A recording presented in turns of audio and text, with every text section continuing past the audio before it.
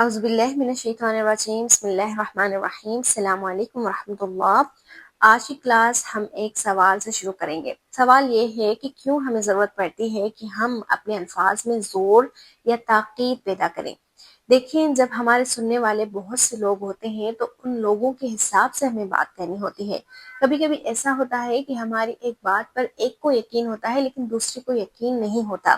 پھر اس یقین کو پختہ کرنے کے لیے ہمیں الفاظ میں، ان کی ترتیب میں کچھ الفاظ ایکسٹرا ایڈ کرنے ہوتے ہیں یا اس کی ترتیب کو ادھر ادھر کرنا ہوتا ہے تاکہ اس تک ہماری بات بالکل صحیح سے پہنچ جائے۔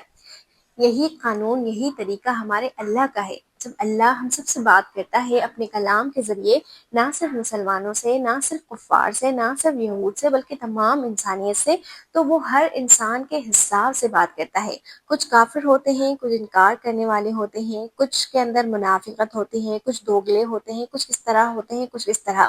تو ان تمام کو راہ راست پر لانے کے لیے، ان تمام کو بات سمجھانے کے لیے اللہ تعالیٰ الگ الگ انداز سے بات کرتا ہے۔ کبھی زور پیدا کرتا ہے، کبھی ترتیب کو الٹ دیتا ہے، کبھی سیدھی بات کرتا ہے، ٹھیک ہے۔ تو ان الفاظ کی ترتیب کو، ان الفاظ کے چناؤ کو سمجھنا ہمارے لیے بہت ضروری ہے، اور اس لیے عربی گرامر بنائی گئی تاکہ ہم ایک ایک لفظ کو صحیح طور پر سمجھ سکیں کہ کیوں اللہ تعالیٰ یہاں پر اگر یہ بات کرتے ہیں تو کیوں کرتے ہیں، اس کے پیچھے کیا راز ہے، اس کے پیچھے ہمیں کیا سبق ملتا ہے۔ تو یوں ہم ان الفاظ کو جوڑنا، ان میں تاکید پیدا کرنا، ان میں زور پیدا کرنا، یوں ہی آستے آستے ان میں نیگیٹیوٹی لانا، ان کو سوالیہ بنانا، ان تمام پر ہم بات کریں گے۔ فی الحال جو ہمارا ٹاپک چل رہا ہے وہ تاکید کے حوالے سے ہے۔ تاکید یعنی کہ زور دینا۔ آپ جانتے ہیں کہ اب تک ہم 2 جملوں میں زور پیدا کر چکے ہیں، اور ان 2 جملوں کا تعلق پہلے کا تھا جملہ اسمیہ، اسم سے، یعنی ایک ایسا جملہ جو اسم سے شروع ہو اور اسم پر ہی ختم ہو، جس میں کوئی فعل نہ ہو۔ مثلا میں کہوں کہ زید سچا ہے۔ اب آپ دیکھیں، زید خود ایک اسم ہے، اور سچا ویسے تو یہ ایک اس کی خصوصیت ہے، صفت ہے، لیکن ہمیں پتا ہے کہ عربی زبان میں خصوصیات یا صفات بھی اسم کے درجے میں ہی آتی ہیں۔ تو یہ ایک ایسا جملہ ہے جو جملہ اسمیہ ہے، اس میں صرف اسم ہی استعمال ہوا ہے۔ اب میں اس جملے کو مزید تحقیق کے ساتھ کہنا چاہتی ہوں، مزید تاکید کے ساتھ، زور دے کر۔ کیونکہ ہو سکتا ہے سننے والے کو مجھ پر یقین نہ ہو، یا سننے والے کے دل تک میں بات پہنچانا چاہتی ہوں۔ تو جملہ اسمیہ میں ہم نے دیکھا تھا کہ اگر میں کسی جملے میں زور پیدا کرنا چاہتی ہوں تو اس میں شروع میں ان کا اضافہ کر دوں گی، اور ان اس جملے کو اون کر دے گا، اس جملے کی اعرابی حالت کو بدل دے گا۔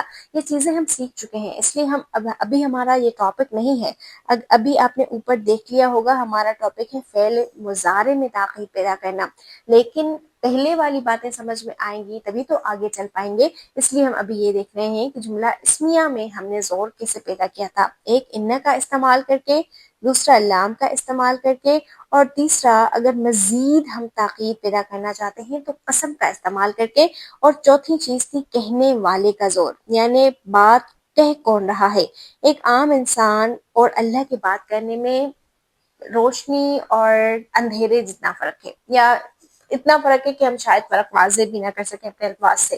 تو اللہ بات کرتا ہے، اور اگر اللہ ان لام قسم کے ذریعے بات کرتا ہے تو اس بات میں بہت تاکید ہوتی ہے، یوں سمجھے وہ جھنجھوڑتی ہے بات کہ ہم اس پر توجہ دیں۔ تو اللہ تعالیٰ ان الفاظ کے ذریعے جملہ اسمیہ میں زور پیدا کرتا ہے، یا عربی زبان میں ان الفاظ یا ان طریقوں کے ذریعے زور پیدا ہوتا ہے۔ اور اگر ہم اس کی مثال لیں تو ہمارے پاس مثال ہے، جیسے واللہ، پہلے ہم قسم کھائیں گے، ٹھیک ہے، اللہ کی قسم، پھر ہم زور کے لیے ان استعمال کریں گے، ان یقیناً، زیدن، اچھا ان کے بعد زیدن، زیدن نہیں رہے گا بلکہ زیدن ہو جائے گا، تو ان زیدن صالح یا صادق، یقیناً زید سچا ہے۔ اور اگر ہم مزید زور دیں تو یہاں پر ہم لام بھی استعمال کریں گے جو خبر پر آئے گا، یعنی پہلے لفظ زید پر نہیں آئے گا۔ یہ چیزیں ہم سیکھ چکے ہیں۔ تو واللہ ان زیدن لصالح، یہ اتنی تاکید ہے کہ اس کا ترجمہ آپ اپنی زبان سے نہیں کر سکتے۔ اسی طرح ہم نے جو دوسری پوائنٹ سیکھی تھی وہ یہ سمجھی تھی کہ جملہ اسمیہ کے بعد ہم نے جملہ فعلیہ کے فعل ماضی پر زور دیا تھا، کیونکہ جملہ فعلیہ میں دو طرح کے جملے ہوتے ہیں، یا یوں سمجھیں کہ تین طرح کے، ایک ماضی، ایک حال، ایک مستقبل۔ ماضی کے لیے الگ آتا ہے، حال اور مستقبل کے لیے ایک ہی جملہ آتا ہے مضارع، جس میں ہم آج تاکید پیدا کریں گے۔ لیکن اس سے پہلے ماضی کے لیے ہم دیکھیں، اس میں ہم نے قد لفظ کا استعمال کیا تھا، جس طرح ہم نے اسمیہ میں انا استعمال کیا تھا، اسی طرح ہم نے ماضی میں قد استعمال کیا تھا، اور اس کا ترجمہ بھی انا کی طرح ہی ہوگا۔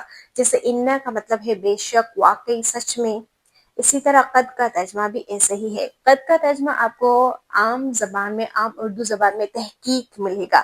یہ بہت پرانی اردو تھی جس میں تحقیق لفظ زور کے لیے استعمال ہوتا تھا، جبکہ آج تحقیق آپ کو پتا ہے تجربہ، ایکسپیریمنٹ کرنے کے لیے استعمال ہوتا ہے۔ خیر، تو قد یعنی کہ بے شک، واقعی، سچ میں، اگر آپ کوئی چیز ماضی میں کہنا چاہتے ہیں، بلکہ ماضی قریب میں، کیونکہ قد کے بعد اس جملے کے معنی ہم صرف ماضی میں نہیں کرتے، بلکہ ماضی قریب میں کرتے ہیں، یعنی کہ پریزنٹ پرفیکٹ ٹینس، وہ کام جو ابھی ہو چکا ہے۔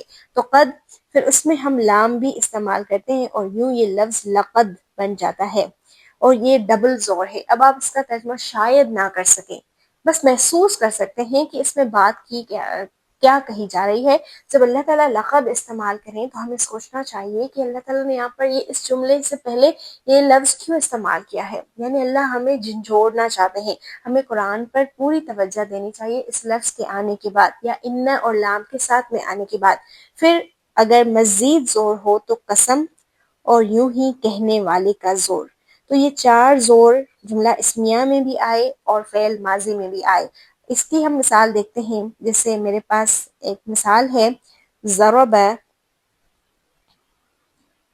زید، ٹھیک ہے، زید نے مارا، لیکن میں کہنا چاہتی ہوں زید مار چکا ہے، یعنی واقعی زید نے مارا ہے، سچ میں، اللہ کی قسم اس نے مارا ہے، یعنی تم میری بات کا یقین کیوں نہیں کرتے؟ تو میں اس کو کچھ اس طرح لکھوں گی، قد یا پھر لقد، ڈبل زور کے لیے لقد، اور پھر مزید زور کے لیے یہاں پر میں قسم لاؤں گی، واللہ، اللہ کی قسم، لقد ضرب زید، واقعی سچ میں زید مار چکا ہے، زید نے مارا ہے، ٹھیک ہے۔ اور اب ہم چلتے ہیں اپنے مین ٹاپک کی طرف، اپنے آج کے ٹاپک کی طرف، جس کا نام ہے فعل مضارع میں تاکید پیدا کرنا۔ اور فعل مضارع اپنے اندر دو چیزیں کور کرتا ہے، اس کو آپ کبھی نہ بھولیے گا، ایک ہے حال اور دوسرا ہے مستقبل، یعنی اس کے اندر حال کا ترجمہ بھی آ جائے گا اور اس کے اندر مستقبل کا ترجمہ بھی آ جائے گا۔ جیسے اگر میں لکھوں یضربو، یہ مضارع کا صیغہ ہے، ٹھیک ہے، جیسے ضرب ماضی کا تھا تو یہ یضربو یہ مضارع کا ہے۔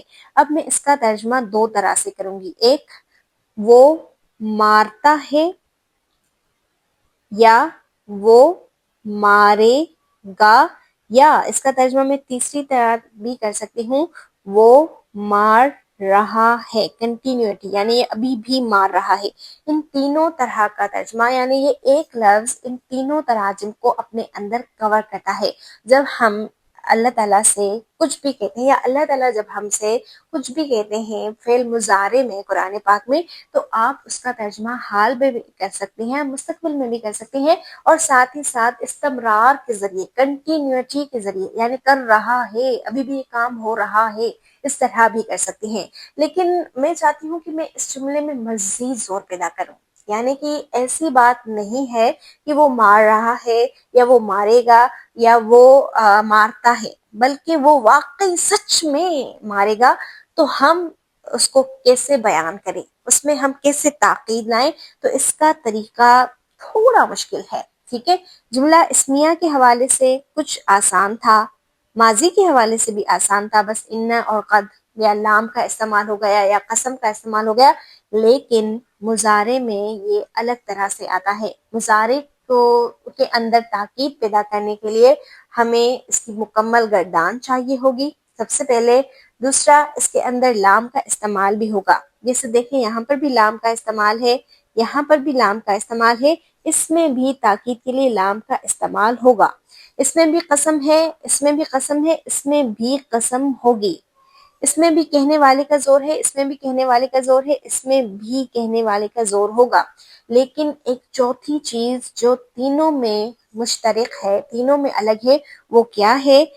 جیسے ہم نے جملہ اسمیہ میں ان لگایا تھا اور جملہ فعلیہ میں قد لگایا تھا، اسی طرح فعل مضارع میں بھی کچھ نہ کچھ لگے گا، اور اس کو لگنے کے لیے ہم تھوڑا آگے چلتے ہیں۔ یہاں پر آپ دیکھیں گے آپ کو فعل مضارع کی مکمل گردان لکھی ہوئی ملے گی۔ پہلے ہم اس گردان کو پڑھتے ہیں، جیسے یہاں پر لکھا ہوا ہے یکتبو، یکتبانی، یکتبون، تکتبو، تکتبانی، یکتبن، اسی طرح تکتبو، تکتبانی، تکتبون، اور آگے یوں ہی تکتبین، تکتبانی، تکتبن، اکتبو، نکتبو۔ ٹھیک ہے، یہ فعل مضارع کے گردان ہے۔ اگر آپ نے شروع والا فعل مضارع نہیں سیکھا تو آج کی کلاس آپ کے لیے نہیں ہے، آپ کو بالکل بھی سمجھ میں نہیں آئے گی۔ اگر ہم ان تمام الفاظ کا ترجمہ کریں تو یکتبو کا ترجمہ پھر سے ہم 3 طرح سے کر سکتے ہیں۔ یکتبانی کا ترجمہ بھی ہم 3 طرح سے کر سکتے ہیں۔ اس میں غائب کے ایک کا ترجمہ ہوگا، اس میں 2 کا، اس میں جمع کا۔ جیسے یکتبو وہ لکھے گا، یکتبانی وہ دونوں لکھیں گے، یکتبون وہ سب لکھیں گے۔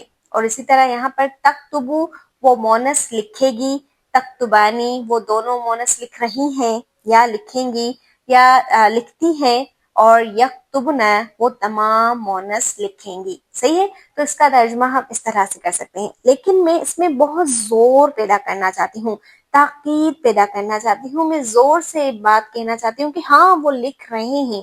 اور ایک مزے کی بات بتاؤں، قرآن پاک میں جس تاکید، جس انداز میں اللہ تعالیٰ یہ سب کہتے ہیں نا، ایسی تاکید اور کسی کے لیے بھی نہیں آئی۔ یعنی یوں سمجھیں کہ یہ تاکید کا ہائی لیول طریقہ ہے کہ آپ کسی بات کو اتنی زور سے کہہ دیں، اتنی زور سے کہہ دیں کہ اس سے مزید زور پیدا نہیں ہو سکتا۔ تو اب ہم چلیں شروع کرتے ہیں۔ اس کو تاکید دینے کے لیے ہمارے پاس 2 طریقے ہیں۔ آپ نوٹ کریں گے یہاں پر گردان دو بار لکھی ہوئی ہے، ایک یہ بھی سیم ہی ہے اور یہ دوسرا سیم ہی ہے۔ فی الحال اس کو چھوڑ دیں، آپ یہ جو ہے نا مفرد والا، اس کو آپ چھوڑ دیں۔ صحیح ہے، اور یہاں پر آپ توجہ دیں، غائب گردان بالکل سیم ہے۔ ٹھیک ہے، یعنی اس کا مطلب یہ ہے کہ تاکید 2 طرح سے آئے گی۔ فعل مضارع میں تاکید کتنی طرح سے آئے گی؟ 2 طرح سے آئے گی۔ اس میں صرف نون کا استعمال ہوگا۔ صحیح ہے، یاد رکھیں کس کا استعمال ہوگا؟ نون کا استعمال ہوگا۔ 2 طرح کے نون آئیں گے، اور ان 2 نون کا نام کیا ہے؟ ایک نون ثقیلہ اور دوسرے نون کا نام ہے نون خفیفہ۔ ثقیل اور خفیف یہ لفظ آپ نے سنے ہوں گے، جس کا مطلب ہوتا ہے ہلکا اور بھاری۔ نون ثقیلہ کا مطلب ہے بھاری نون، اور نون خفیفہ کا مطلب ہے ہلکا نون۔ تو ہم یہاں پر ان میں نون لگاتے جائیں گے۔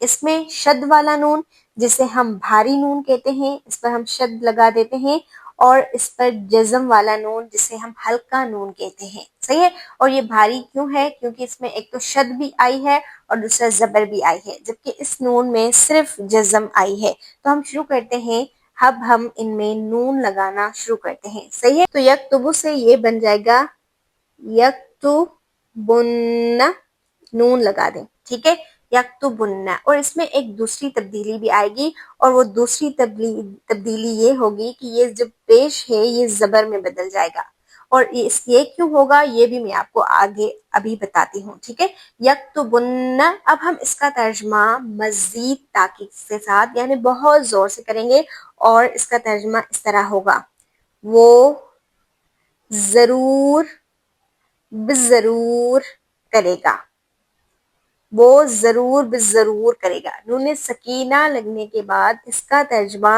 ہم خالص مضارع میں کریں گے۔ یاد رکھیں، ویسے جو ہمارا مضارع ہے وہ 3 طرح کا ترجمہ ہمیں دیتا ہے، یہ بات ہم ابھی سیکھ آئے ہیں، 3 طرح کا ترجمہ۔ لیکن جب مضارع میں نون استعمال آ جاتا ہے، نون کا استعمال، پھر چاہے وہ نون مشدد ہو یا پھر نون ساکن ہو، ہم اس کا ترجمہ خاص مضارع میں کریں گے۔ کیا کریں گے؟ خاص مضارع میں، اور ساتھ ہی ساتھ اس میں بہت زیادہ شدت آ جائے گی، ضرور بضرور، یکتبن وہ ضرور بضرور کرے گا۔ ٹھیک ہے، سمجھ میں آ رہا ہے نا؟ تھوڑا تھوڑا اپنے اندر یہ سب چیزیں اتارنے کی کوشش کریں، صرف سنتے نہ جائیں، ان کو ریپیٹ کریں، ان کو ریوائز کریں، پڑھیں، ابھی روک کے تھوڑا دیکھیں کہ یہ یہاں پر ہوا کیا ہے۔ تو میں تھوڑا دوبارہ سے ریوائز کرتی ہوں۔ دیکھیں، اگر آپ مضارع میں یعنی مستقبل میں ایک چیز بیان کرنا چاہتے ہیں کہ آپ وہ چیز کریں گی، لیکن اگلا آپ کی بات پر یقین نہیں کر رہا کہ آپ واقعی کریں گی، تو اس کے لیے آپ کو عربی میں نون کا استعمال کرنا پڑے گا اپنی بات میں دم لانے کے لیے۔ آپ کہیں گی انہیں اکتبن، اکتب یکتبن میں نے اس لیے نہیں کہا کیونکہ میں اپنی بات کہہ رہا ہوں کہ میں کروں گی، تو اکتبن میں ضرور بھی ضرور لکھوں گی، ٹھیک ہے؟ اگر میں کہنا چاہتی ہوں کہ میں ضرور بھی ضرور پڑھوں گی، تو اقرأن میں ضرور بھی ضرور پڑھوں گی، یعنی مجھے اس میں شد کا استعمال کرنا ہے، نون کا استعمال کرنا ہے۔ پھر اس کا جو ترجمہ ہو جائے گا وہ خالص مضارع، یا پھر آپ یہاں پر کر سکتے ہیں خالص مستقبل میں آ جائے گا۔ اس کا ترجمہ پھر ہم حال میں نہیں کریں گے، کیونکہ ہم ضرور بھی ضرور کرنے کا کہہ رہے ہیں نا، تو ضرور بھی ضرور کرنے کے لیے ہمیں فیوچر چاہیے، مستقبل چاہیے، تو یہاں پر بھی ہم لکھیں گے وہ ضرور بھی ضرور کرے گا نہیں، بلکہ وہ ضرور بھی ضرور لکھے گا، ٹھیک ہے؟ وہ ضرور بھی ضرور لکھے گا، صحیح ہے؟ اب آگے چلیں، پھر آگے چلتے ہیں۔ اگر میں کہنا چاہتی ہوں وہ دونوں ضرور بھی ضرور لکھیں گے، تو اگر ہم رول کے حساب سے چلیں تو یہاں پر ہم نون لگائیں گے، ٹھیک ہے؟ رول کے حساب سے تو یہ یہاں پر ہو گیا نون، اور اس نون کو دے دی ہم نے شد، تو یہ کیا ہو گیا؟ یکتبانن، یکتبانن۔ یہ پڑھنے میں بہت عجیب لگ رہا ہے نا، اس لیے عرب اس کو خلاف قاعدہ استعمال کرتے ہیں۔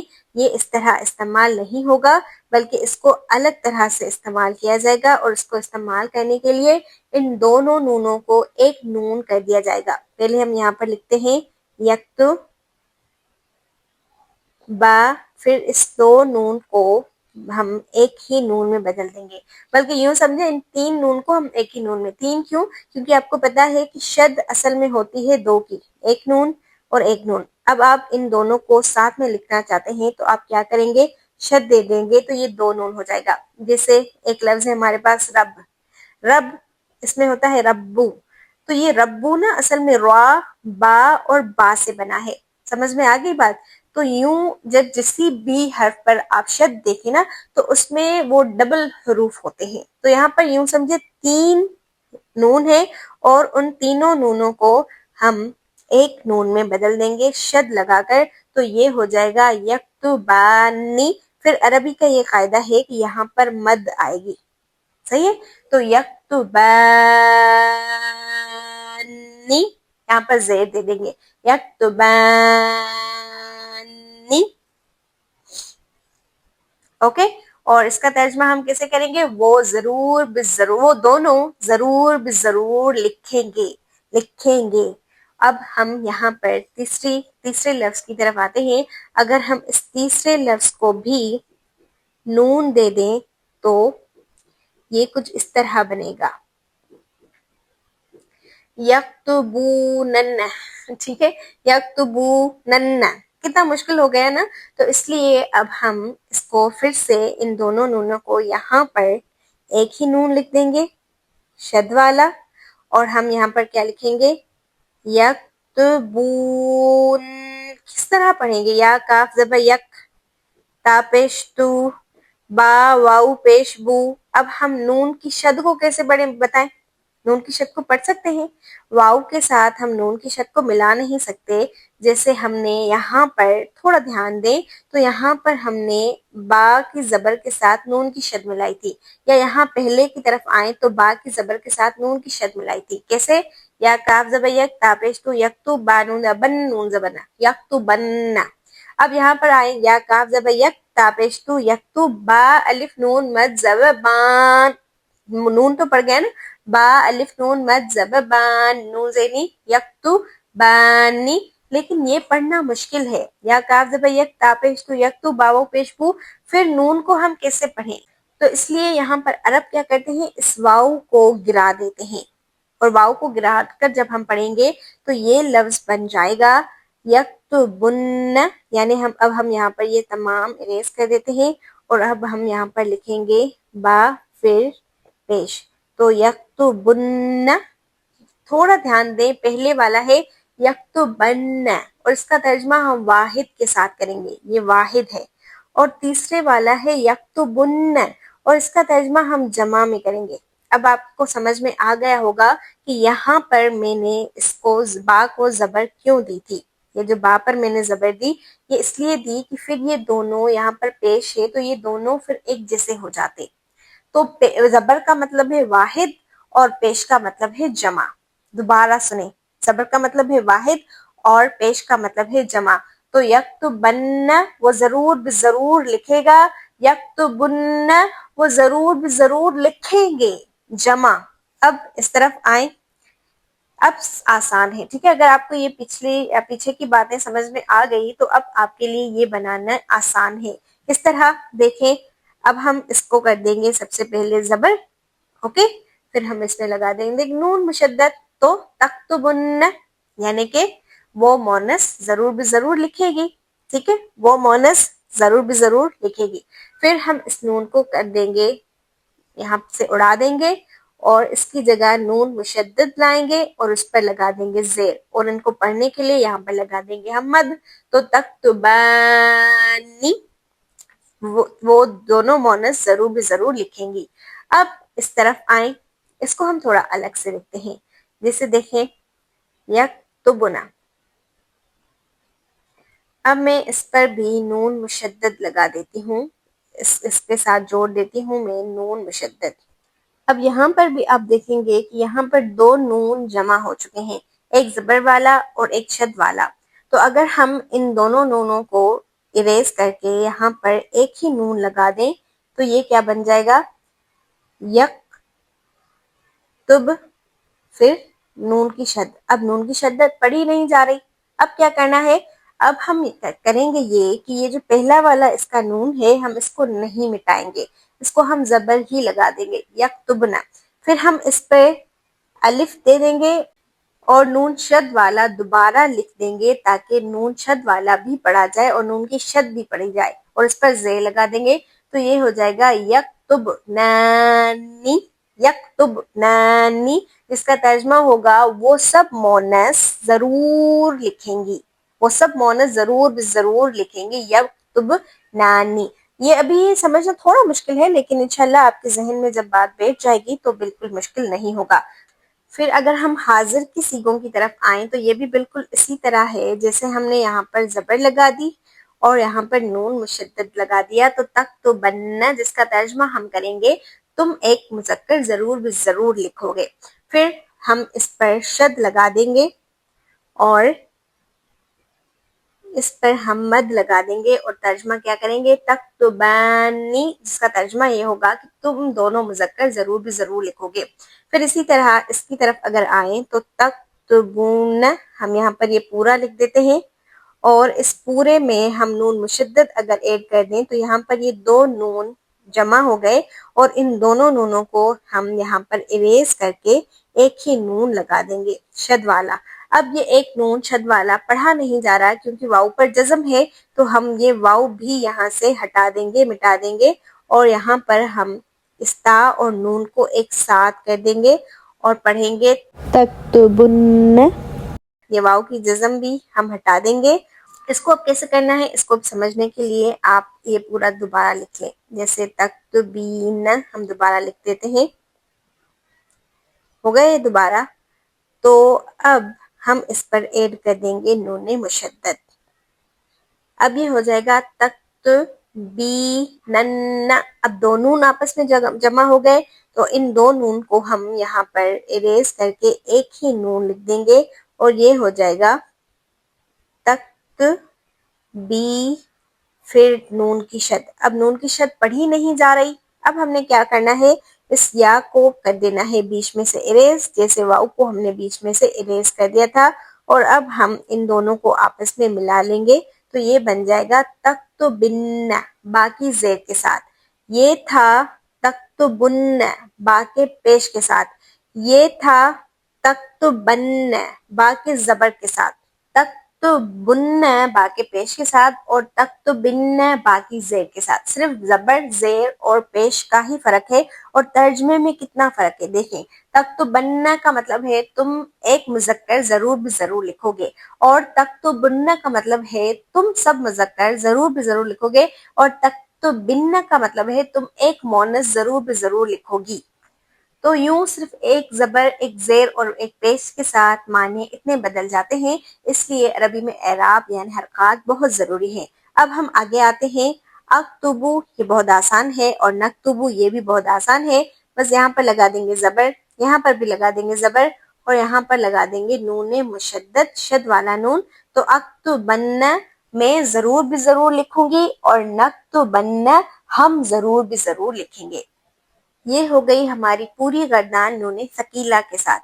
لیکن اگر ہم نون خفیفہ کی بات کریں تو مزے کی بات، نون خفیفہ عربی زبان میں، قرآن پاک میں بلکہ صرف 2 جگہوں پر استعمال ہوا ہے.